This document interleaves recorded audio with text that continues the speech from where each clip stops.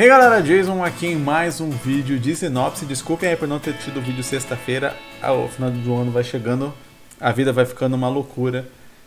Mas estamos aqui, pelo menos estamos mantendo aí religiosamente sinopse toda segunda-feira. E antes de partir para o vídeo aqui, quero dar um recado rápido que sexta-feira que vem, né, sem ser nessa semana, na próxima semana, dia 2 de dezembro de 2022, caso você esteja vendo esse vídeo muito no futuro, dia 2 de dezembro de 2022, eu vou estar no stand da Crais, lá na CCXP, que acontece em São Paulo. Eu vou estar das 2 às 3 horas lá, recebendo vocês, tirando foto, autografando. Aí se tiver algum mangá meu, quiser levar lá para eu autografar, é só levar. Mas lá você também vai estar recebendo um postcard de graça. É claro que limitado ali ao estoque disponível, né? Então tem que conseguir garantir o seu ali rápido, mas você vai receber esse postcard de graça e eu vou autografar ele para você lá, um postcard em comemoração ao lançamento do quadrinho Aegis, feito pelo brother Vitão. Aí vai ser muito legal estar lá nesse lançamento, nesse mega lançamento com um monte de artistas. Assim, todo dia vai ter vários artistas muito massas lá no stand da Crais. É um baita de um evento, um baita de um acontecimento que a Crais aí, o senhor Thiago Spike está promovendo, e sexta-feira, dia 2, eu vou estar lá. Então se você estiver na CCXP, estiver em São Paulo, aí dia 2 de dezembro, cola lá na CCXP das 2 às 3 para se encontrar comigo. E no restante do dia eu vou estar andando pelo evento também, então de repente você consegue me trombar em outro canto lá.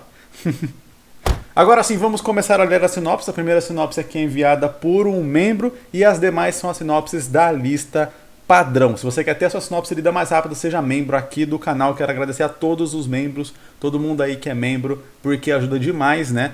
Parece um valor baixo, fala, pô, R$3 não ajuda em nada, mas se a gente conseguir o apoio de várias pessoas, esses R$3 podem sim ajudar muito o canal a continuar se mantendo, porque infelizmente o YouTube não dá muito dinheiro, mas a gente segue fazendo aqui, segue firme e forte, porque eu gosto de fazer mangá, eu gosto de conversar sobre mangá, então seguimos aqui, né, com força e fé. Bora começar o nosso vídeo de hoje. O nome da nossa primeira sinopse é Anjos da Lua. A história começa no mundo comum, onde uma garota amaldiçoada por uma joia que ganhou de sua falecida mãe, um anel com a maldição da morte que a impede de amar ou a impede, é que tá meio trocada ali a palavra, mas ok.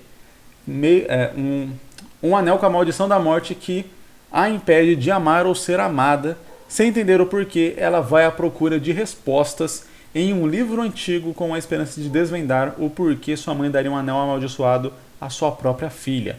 Ao abrir o livro, ela se vê em um mundo medieval onde ela vê o passado de sua... Você vê o mundo medieval onde ela vê o passado de sua mãe diante dos seus olhos, descobrindo a história de um amor proibido que amaldiçoou o destino de sua família, começando uma guerra entre deuses e anjos que está prestes a começar. Caraca, eu senti que escalou tão rápido, cara. Eu senti que escalou muito rápido. Eu tava curtindo a parada um pouco, assim, por mais que tivesse a pegada sobrenatural do anel que impede ela de ser amada ou de amar, apesar de ser complicado fazer uma história com isso, mas eu tava gostando dessa pegadinha, e aí escalou muito rápido pra deuses e anjos numa guerra, e sabe o que ela tem a ver com isso? Assim, eu consigo até traçar alguns paralelos, mas aí eu sempre comento sobre aquela questão do objetivo do personagem ser algo palpável, algo ali que a gente consegue prever. E se a coisa começa a expandir muito e demais, aí você começa a perder talvez um pouco da personagem, do tamanho da personagem dentro disso tudo. Quer dizer, é um negócio que começou com um anel que impedia ela de ser amada, e ela fala, nossa, por que será que minha mãe me deu isso? E aí ela descobre sobre uma guerra de anjos e deuses que está prestes a acontecer, e como que ela vai, o que ela vai fazer a respeito disso, sabe? Me parece uma história que está muito distante uma da outra. É claro que dá para traçar um paralelo do porquê, né, esse anel que impede ela de ser amada e de amar teria a ver com isso, talvez um lance de profecia, e aí ela tem que impedir a guerra, ou realmente ela vai lutar nessa guerra. Eu não consegui entender também se a história vai se passar realmente no futuro, ou ela realmente vai ser meio que absorvida pelo livro, numa pegada ali meio Caverna do Dragão, e vai ir para o mundo medieval, na pegadinha Isekai mesmo, padrão. Não consegui entender para que lado que a história vai, porque fala que ela se vê no mundo medieval, que conta a história da sua mãe. Então a gente vai acompanhar a história da mãe, a gente vai acompanhar a história dela tentando impedir a guerra. Ela vai ir para o mundo medieval e vai impedir uma guerra que está acontecendo lá naquele mundo medieval, sendo que ela é do futuro. Isso tudo para mim ficou muito confuso em quais rumos, né, essa história vai seguir. Em qualquer um desses rumos, uma coisa que a gente tem fixa, que é o fato dela ter a família amaldiçoada. E se a família amaldiçoada, talvez não necessariamente precise ser o anel, porque aí a gente se perguntaria por que ela não se livra do anel e acabou.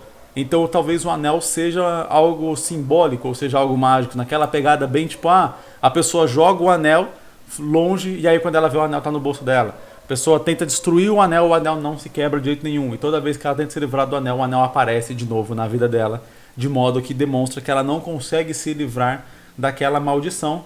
E a maldição realmente está no anel, só que ela não consegue se livrar do anel, logo ela não consegue se livrar da maldição. Ou a gente corta toda essa questão do anel e faz a maldição estar na própria família. A questão aqui, o grande problema, e eu acho que a maior dificuldade, é a primeira parte da maldição. A maldição ela não pode amar, nem ser amada. Beleza, a gente coloca que ela não pode ser amada, você consegue imaginar um lance bem tipo assim, se a gente estiver levando amor ao pé da letra, digamos assim, da forma abrangente que o amor é, né? Agora a gente vai colocando isso só realmente como ter um relacionamento, sabe?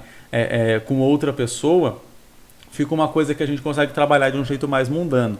Porque se a gente engloba, né, tudo que é amor, então você fala, por que minha mãe me daria esse anel? Sua mãe não te ama, porque ela também tinha essa maldição, logo ela não ama ninguém. E ela também não é amada, logo como que ela teve uma filha?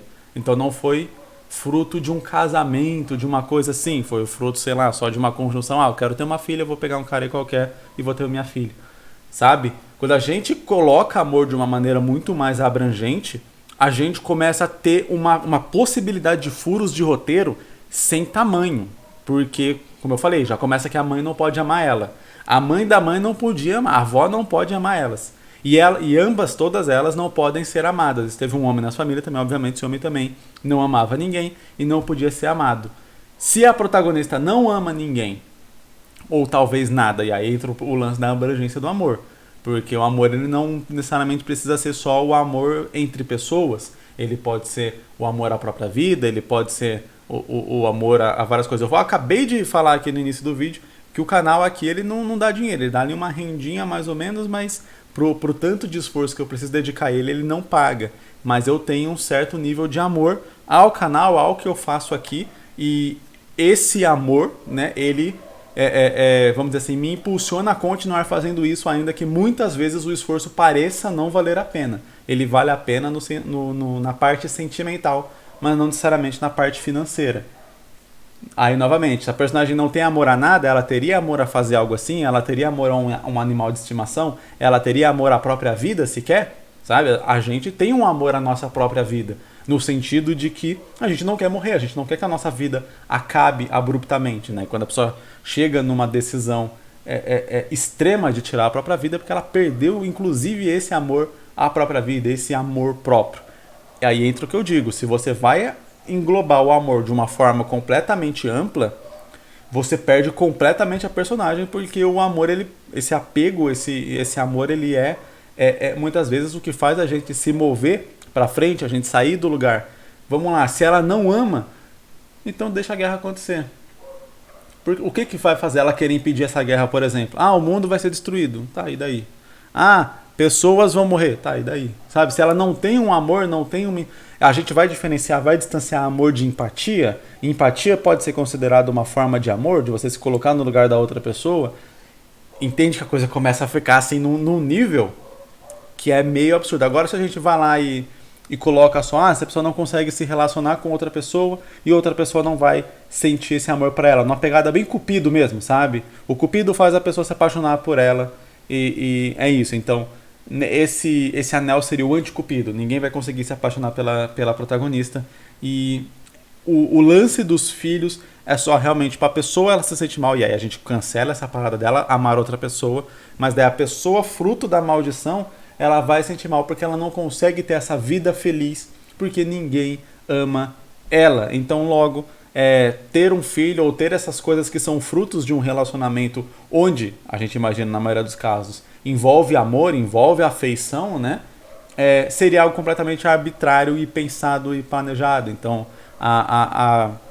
o vô, a avó teve um filho só porque quis, porque queria ter isso daí. E aí existe um problema gigantesco aí também. Ela não pode ter apego à mãe. Porque mesmo que a gente exclua essa questão de poder amar, né? Então, beleza. O portador da maldição, ele pode amar, só que ele não pode ser amado.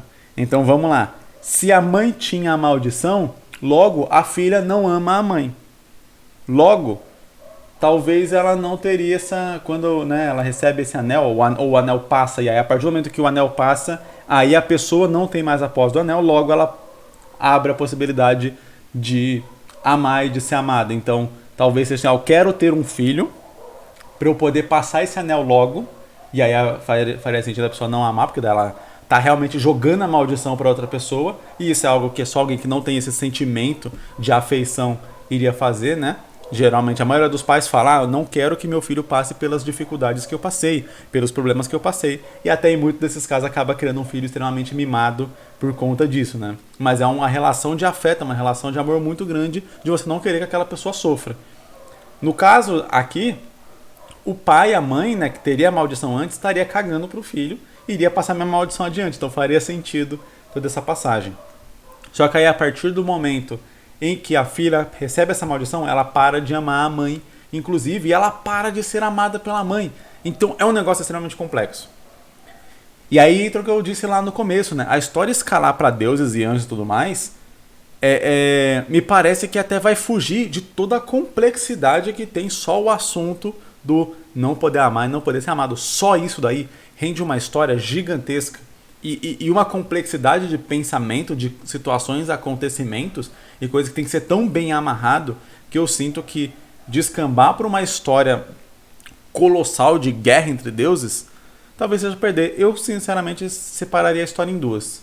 Eu acho que eu separaria a história em duas. Faz uma história ali mais cabeça, focado realmente na maldição e na pessoa tentando se livrar dessa maldição. E outra história, que pode ser também com lance de mãe e filha, com uma maldição passada de geração em geração, mas talvez não uma maldição relacionada ao lance do amor, mas algum outro tipo de maldição.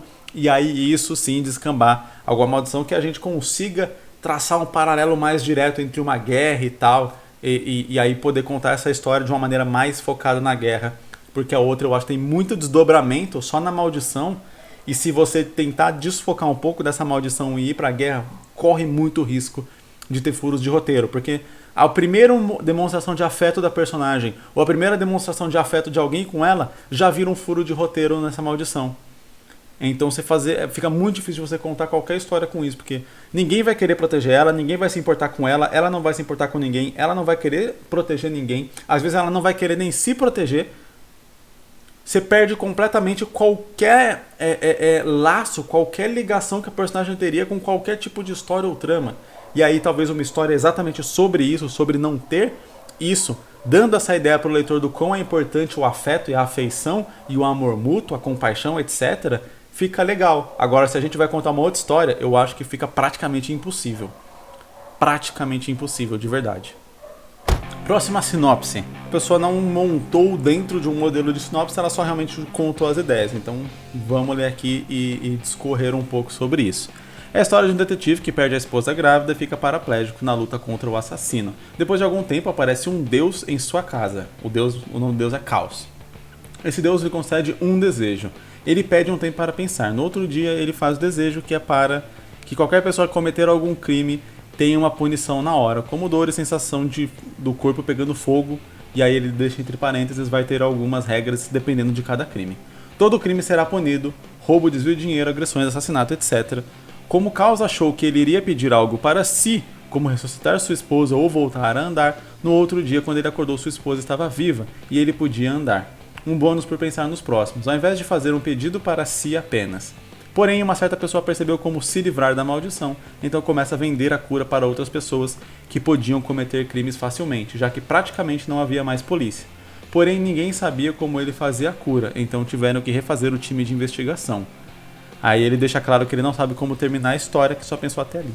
Cara, eu achei a ideia da ambientação do mundo maravilhosa. Assim, tão boa que eu acho que a história vai ficar. Se a gente contar tudo que tá sendo aqui, a história vai ficar exageradamente longa e talvez a gente perca possíveis histórias interessantes que a gente poderia contar aqui dentro. Então, o que eu particularmente faria nessa história aqui? Eu dividiria, né, eu transformaria isso aqui numa saga, num mundo, e eu contaria várias histórias dentro desse mundo, que é muito parecido com o que eu fiz com Makai Meio. É que no caso de Makai, as duas histórias que eu tenho por enquanto são histórias envolvendo os mesmos personagens, porque nesse caso foi um pedido específico da editora, né, que publicou Makai. Mas a minha ideia, inclusive parte da história ali que está na continuação aqui desse volume de Makai Meio, era ser contado numa história à parte, onde não teria aqui os mesmos personagens da empresa Makai Meio. E futuramente eu pretendo sim fazer outras histórias que não vão envolver esses personagens especificamente, mas que vão abordar o mundo, né, ali expandir a mitologia do mundo. E aqui a mitologia tá muito boa, cara. Essa ideia de que quando você comete um crime, você tem ali uma punição na hora, né? E a punição vem através de dor ou algo assim, tem todo um sistema complexo. Por que eu digo aqui que se a gente contar essa história do jeito como está aqui, ela vai ficar exageradamente extensa? Porque a gente teria que passar por toda uma situação de construção ali da vida desse personagem, para depois a gente reverter, e se chegou num ponto onde não existe mais polícia, é porque o mundo entendeu o que acontece e se adaptou a isso. E esse tipo de adaptação não acontece de maneira rápida. Então a gente teria que ter um time skip muito grande na história para falar, ó, aconteceu isso, isso, pula, sei lá, 5 anos, né, 10 anos no futuro, e aí a sociedade se adaptou a essa situação até surgir alguém que conseguiu reverter isso. E aí, né, até porque demoraria um tempo também para a pessoa conseguir reverter essa situação. Imagina-se que ela não, tipo, aconteceu e aí, sei lá, uma semana ela já aprendeu a reverter. Até porque ele começou até a vender essa cura, então, tipo, teve tempo não só de desenvolver uma cura, como de arranjar um jeito de comercializar ela numa espécie de mercado negro ou algo assim. E aí tem muitos desdobramentos para ambos os casos. Eu acho que daria para contar várias histórias dentro desse universo, desse mundo aqui, dessa história. O que eu particularmente faria? Eu transformaria a história ali, talvez, não precisaria necessariamente ser um detetive, mas eu transformaria isso numa lenda de como o mundo ficou assim. Então seria a história de um cara que ele sofreu muito ao longo da vida, muitas injustiças ao longo da vida, aconteceu isso e aí apareceu um deus na casa dele, beleza. Só como uma espécie de lenda que as pessoas contam entre si, não algo que necessariamente aconteceu factivelmente naquele mundo. Ou se tiver acontecido, mas que não seja algo que as pessoas saibam de verdade, mas que seja propagado como uma história que várias pessoas acreditam, outras pessoas não necessariamente acreditam, assim como são as lendas aqui no nosso mundo mesmo, né? Algo que aconteceu há tanto tempo atrás que as pessoas já nem sabem dizer, só sabem que as coisas começaram. Aí pode ter cientistas que estudam exatamente como que isso funciona e tentam achar causas científicas, etc. Então, ver como dá para expandir muito essa relação da história, sem necessariamente o leitor precisar saber de fato, tipo, ó, isso aqui realmente aconteceu, ou não, isso aqui não aconteceu. Você pode deixar isso subjetivo até para o leitor fazer suas próprias teorias, se aquilo é verdade ou se não é. E aí o leitor ele mergulha muito mais quando ele mesmo começa a teorizar sobre os acontecimentos ali da história, sobre as lendas da história. Eu sinto que isso engaja muito. E eu faço inclusive isso até em Makai Meio também. Então toda a origem do mundo, o mundo que eles estão vivendo, etc. Tudo isso é meio que permeado ali por uma dúvida que os próprios personagens têm. Alguns acreditam como uma religião e outros não acreditam e dizem que isso é baboseira. Então, mesmo assim, dentro da própria história, as lendas elas são consideradas com o mesmo grau de veracidade que as nossas próprias lendas. Algumas delas são investigadas, a ciência fala, isso aqui não é verdade, isso aqui é verdade. Outras ficam só no campo realmente da fé e tal, e aí a gente consegue deixar a história muito até mais realista e na minha opinião, com um ar de imersão muito maior para o leitor. Então, eu deixaria tudo isso aí como uma lenda, e aí eu contaria a história a partir, né, dos pontos de vista que a gente quiser. Beleza, você pode contar a história de um desdobramento possível dessa história, o que é crime. Porque hoje, né, o nosso sistema de lei ele é pensado por pessoas. Então o que é crime e o que não é definido por um conjunto de pessoas, né, da sociedade que cria essa lei. Né, essa lei vai para votação, ela é aprovada e aí beleza, algo passa a ser crime ou deixa de ser crime com base nessa aprovação ou não. Então não é claro que existem crimes universais, né? A morte é um crime universal, né? Matar alguém é um crime universal. Roubo, teoricamente, é um crime universal também.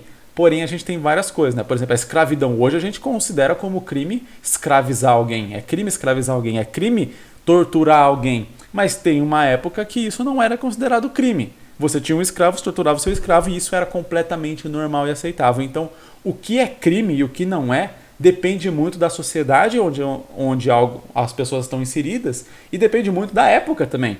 Então, coisas que são crime hoje podem não ser crime no futuro, assim como coisas que não eram crimes no passado hoje são consideradas crime e vice-versa. Então, a definição de crime é algo que já dá para ser abordado nessa história. E aí você fala, pô, se eu for abordar isso, olha o tanto de coisa que eu tenho na história que dá pra ser abordada. Se eu for abordar tudo, tipo, eu vou encher minha história, eu vou inflar minha história demais. E talvez ela não fique muito direto ao ponto. Talvez ela acaba tendo aquela barriga, aquele negócio que, tipo, não anda a trama de verdade, mas que é interessante abordar. E aí talvez trazer isso pra uma história, um spin-off, uma história fechada, só abordando esse assunto, fique legal, porque aí você tá abordando.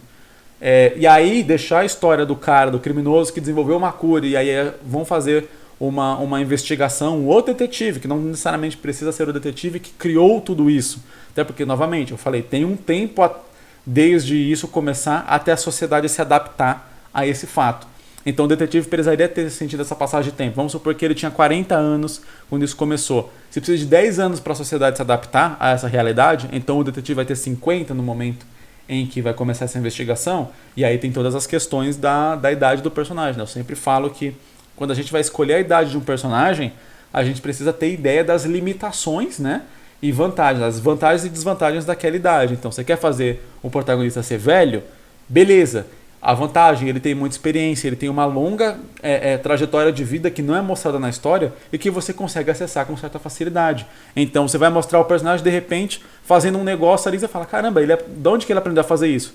E você pode simplesmente, com uma linha de fala na história, dizer, eu já fui não sei o que, o cara sabe nadar muito bem. Aí ele fala, pô, já ganhei a competição de natação lá da minha cidade. Você não mostrou isso nessa história, você simplesmente coloca ali que ele sabia fazer aquilo porque ele fez isso em algum momento do passado da vida dele e tá beleza. E a desvantagem é que, pô, por mais que um velho ele treine, ele se mantenha ali ativo fisicamente, mas ele não tem a mesma destreza, um velho não tem a mesma saúde de um jovem. Então tem um moleque lá de 28 anos, 25, 26 anos correndo, dificilmente um velho de 50 vai ter o mesmo fôlego para correr e perseguir e capturar, ou para bater de frente numa briga, sabe? Aí, claro, um velho treinado consegue bater de frente numa briga ou em corrida ou coisas físicas de um jovem não treinado. Eu, por exemplo, com certeza eu apanho para muito velho aí, mas se vamos dizer, uma pessoa, né, dessa idade treinada também com o mesmo nível de treinamento, geralmente vai ter vantagem em relação ao idoso. Então, existem os pontos do que a gente vai colocar na história para a gente não quebrar a famosa verossimilhança, que é ali o quanto a história ela parece real e factível para a gente. A gente olha e fala, ok, eu acredito que isso está acontecendo. Eu acredito que dentro dessa história isso aqui está acontecendo. E tem coisas que a gente não consegue já levar tão a sério. É um negócio que eu faço. Você vai fazer seu protagonista ser uma criança? Beleza, ele tem algumas vantagens ali, ele tem inocência, ele tem uma questão de conseguir entrar em situações com muito mais facilidade, porque ele não tem um julgamento moral tão grande e tal, ele não tem tanto receio. A criança, por ser inocente, muitas vezes ela não tem medo de morrer, então ela vai fazer uma situação que é arriscada, porque ela não tem ali o conceito muito de consequência dos atos dela e tal, então você consegue trabalhar em algumas escolhas com muito mais facilidade. Porém, aí você tem a questão de como que a sociedade está vendo essa criança fazendo isso, onde que estão os pais delas, onde que estão, sei lá, o conselho tutelar, ou alguma coisa ali, né, que vai ter na história que vai proteger a criança para tirar ela de situações perigosas, etc. Como que isso funciona? Né? Você vai se passar no nosso mundo, essa criança tem que estar na escola, que hora que ela está na escola, que hora que ela está fazendo isso que a história está se propondo. Então tem várias coisas, a depender da idade do seu personagem, que vão envolver ali os próprios acontecimentos da trama. E aí o que eu falo, você quer fazer uma história de investigação que fica bem legal, essa história do cara da cura? Não necessariamente precisa ser o detetive lá que iniciou tudo isso, que mudou o mundo. Em algum determinado momento, até esses detetives podem chegar no cara que iniciou tudo e o cara era um detetive. E aí eles, com a ajuda dele, ele se sentindo responsável, ele ajuda de alguma forma, dando mentoria para eles e tal. E ele já tá bem idoso, bem velho, né? Porque isso, sei lá, se é algo que aconteceu há 40 anos atrás e o cara tinha 20 e pouco quando isso aconteceu e agora então ele tem 70, quase 80 anos, sei lá.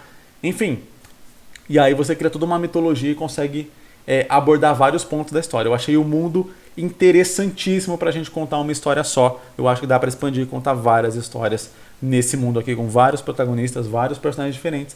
Ou se você quer um detetive mesmo, então faz esse detetive em várias situações diferentes. Então, numa situação onde ele vai ter ali toda uma situação que vai poder abordar essa questão do que é crime, do que é considerado crime e do que não é, né? Para essa questão dessa punição que acontece.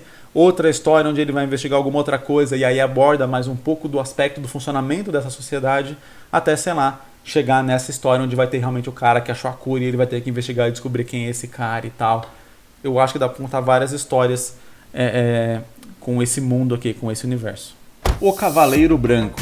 Num mundo de fantasia onde tem 3 raças como principais, anjos, humanos e demônios, anjos e demônios que vivem em uma eterna guerra fria, com os humanos no meio, né, das nações, eu imagino, mas está prestes a acabar com o rumor de uma grande guerra chamada Guerra do Fim, que promete acabar com essa tensão.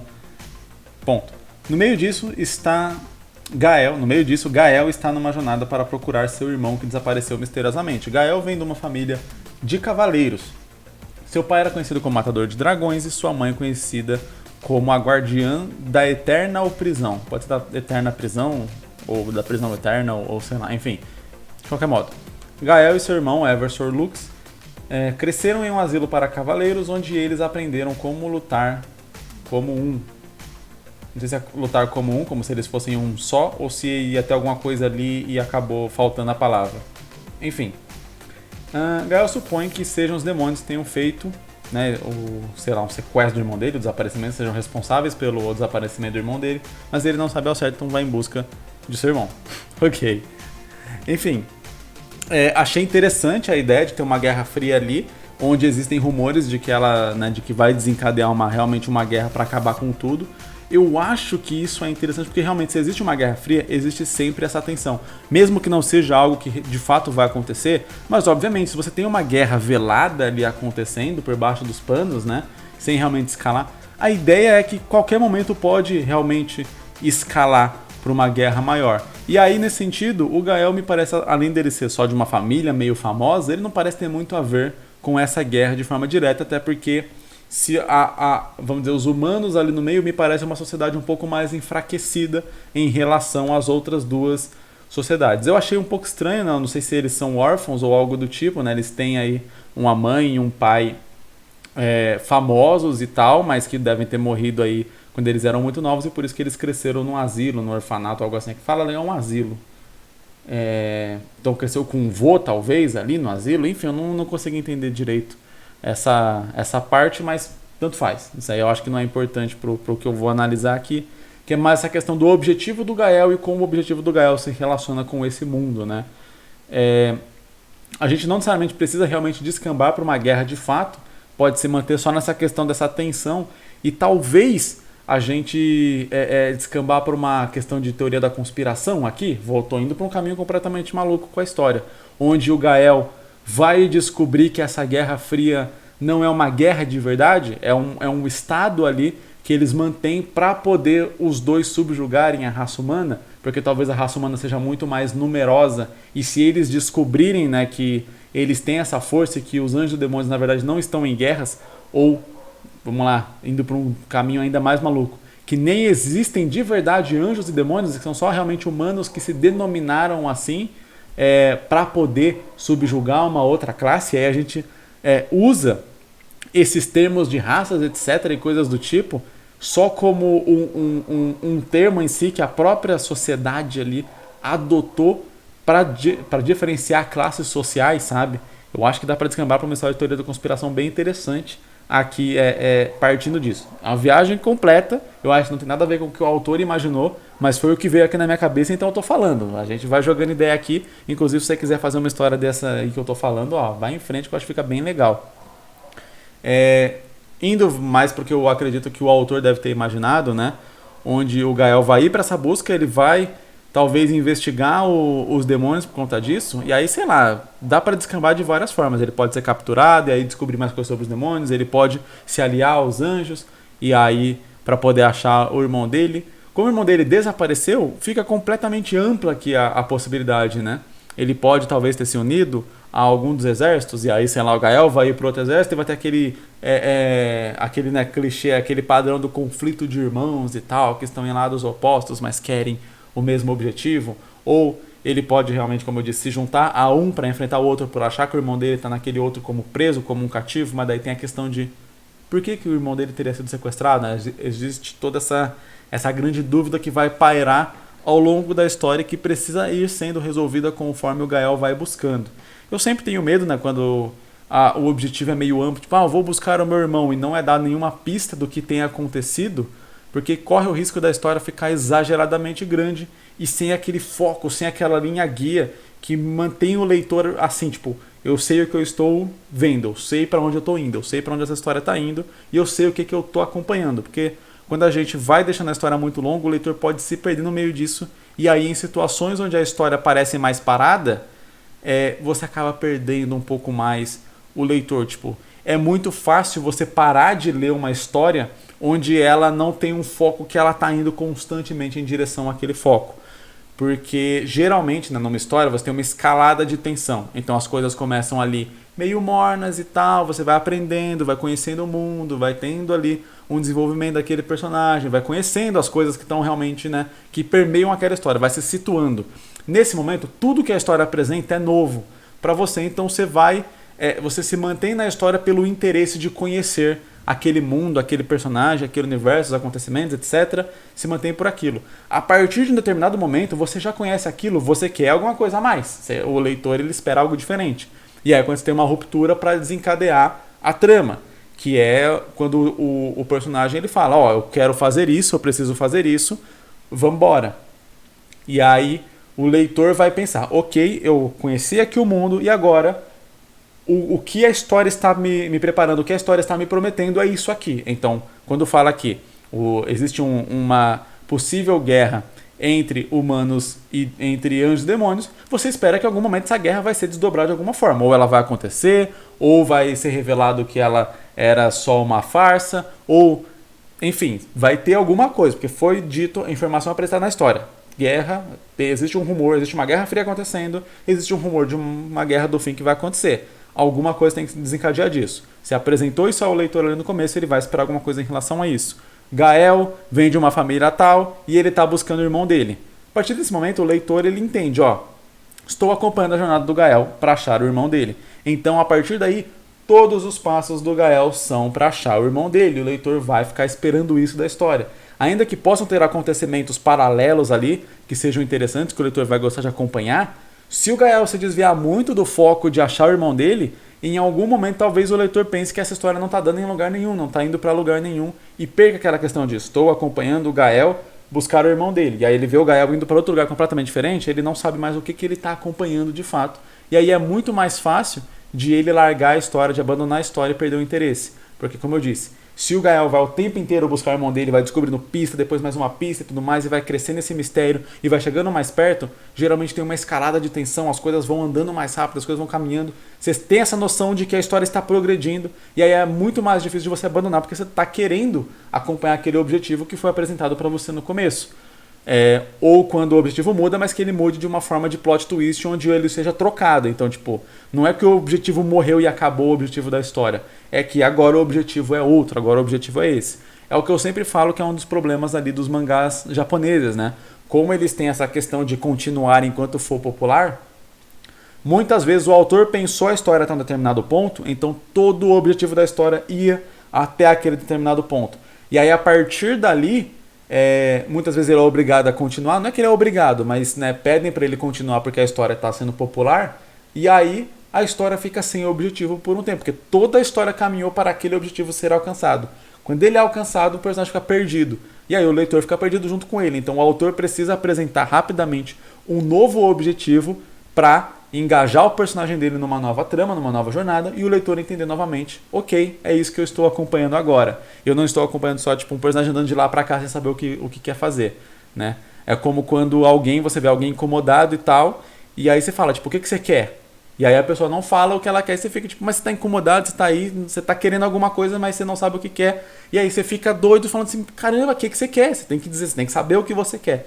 E aí a mesma coisa, o leitor acompanhando o personagem. O personagem precisa saber o que ele quer e o leitor precisa saber o que o personagem quer para que ele consiga entender o personagem e ir nessa jornada junto. Porque se você está seguindo uma pessoa que não sabe para onde está indo, você só pensa que está perdido. E eu acho que ninguém gosta de se sentir perdido.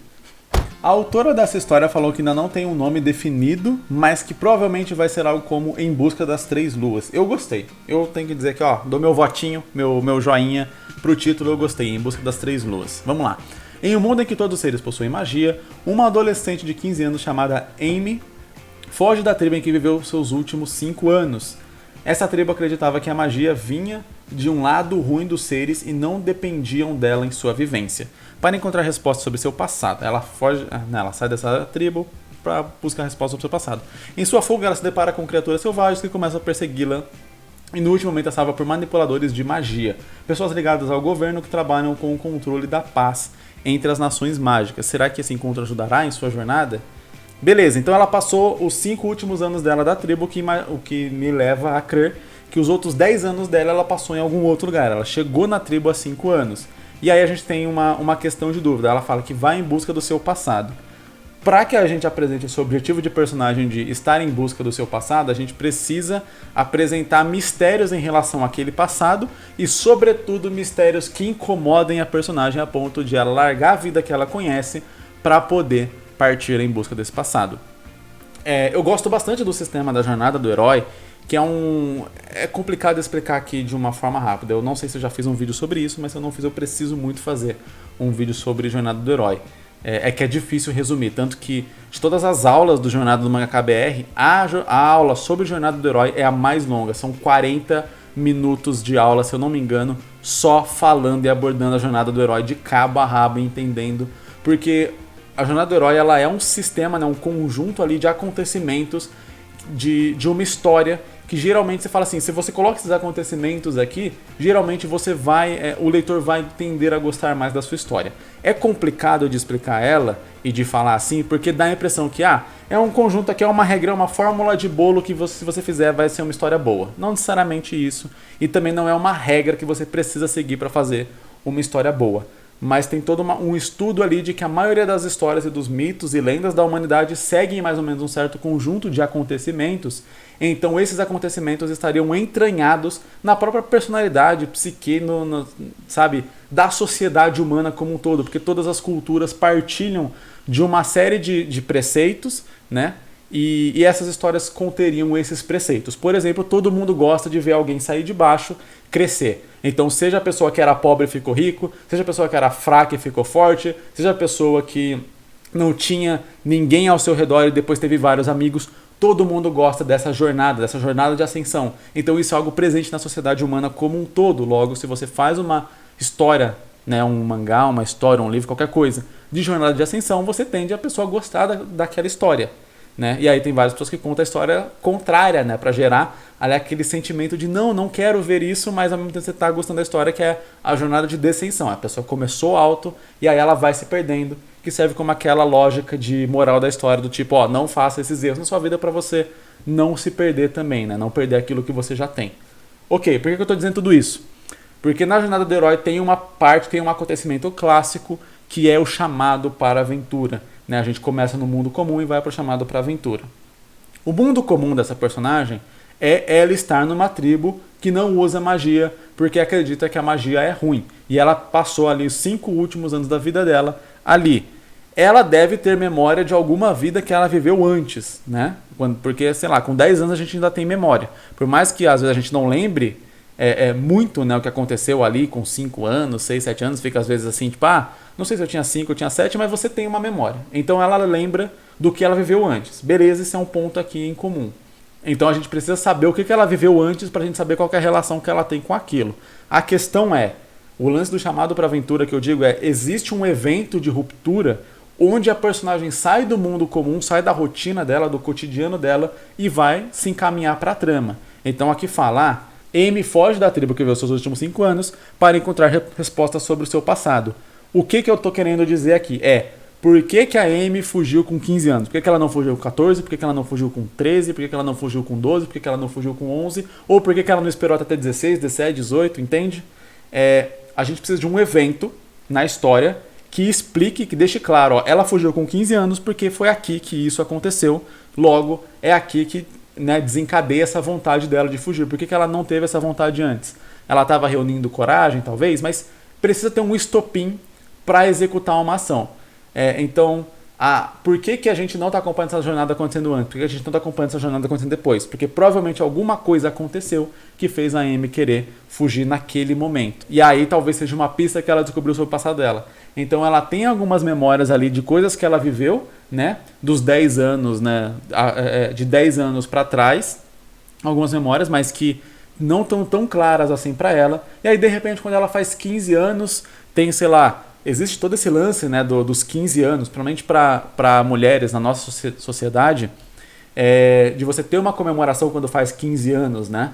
Que é uma passagem, né, sei lá, da infância para a adolescência, para o início da vida adulta, né? Quando vira uma moça, vira uma mocinha. Enfim, e várias culturas têm isso. Então poderia ser um ritual de passagem, e aí nesse ritual de passagem foi revelado mais para ela sobre o passado dela, e aí isso gerou a curiosidade nela de falar, eu preciso conhecer mais esse passado. E aí ela tem alguma pista que leve ela, tipo, ó, preciso ir para lá para poder conhecer o meu passado, só que a tribo não vai deixar, porque ela é membro da tribo, às vezes a tribo é fechada.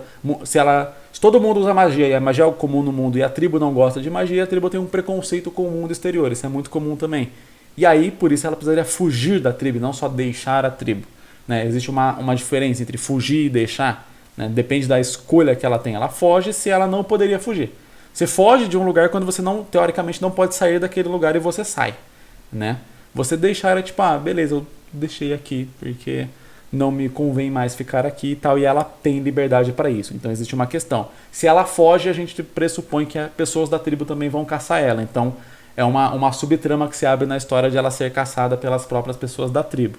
E aí talvez teria um motivo do porquê não revelaram para ela isso antes, né? Ou porque estão caçando ela, porque que vão querer, enfim. Dá para desdobrar muitas coisas aqui, mas eu gostaria de focar nessa sinopse, principalmente nesse ponto.